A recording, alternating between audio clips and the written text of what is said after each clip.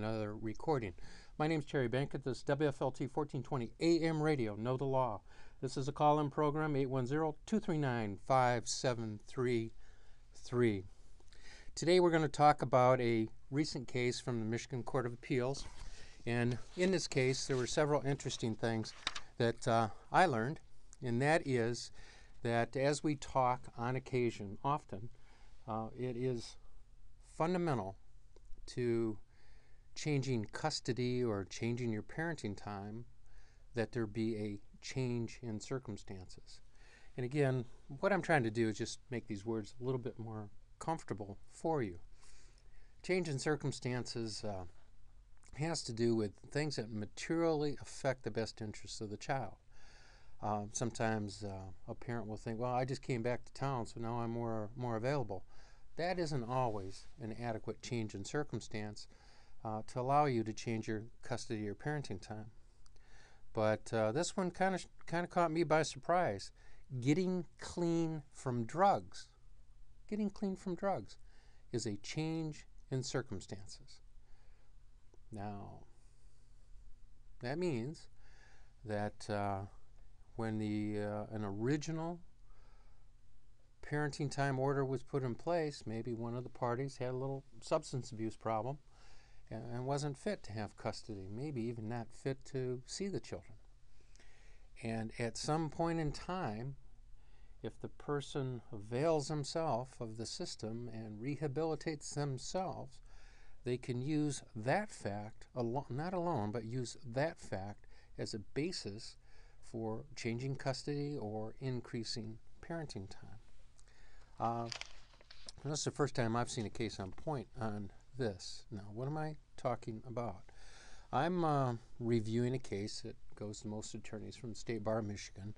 It's a recent Michigan Court of Appeals case, and it's called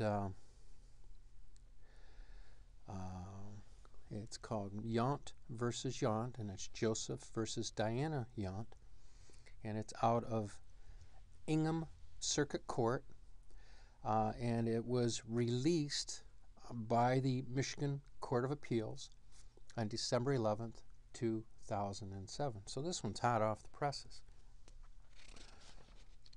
As always, each case has something that's a little unique about it. So this isn't your regular everyday case that, dad cleans himself up, he can come back and get more parenting time automatically. This case has some nuances, and here's what they are. The biological mother of the two children was deceased. Diana is actually Joseph's sister. And in the case, I do child protective proceedings too, so I knew exactly what was going on. In the case, Joseph voluntarily gave custody of the minor children to Diana, his sister, because of his substance abuse problem. And what that usually means is that there had been a child protective services call.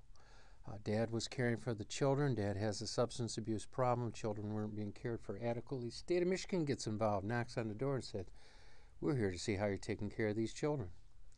Worker starts an informal process, doesn't even file the petition, and recommends to Dad that if he can find a family member to take the children, they won't proceed on him. And proceed means moving to violate his parental rights. So here we have a case where a father had a substance abuse problem.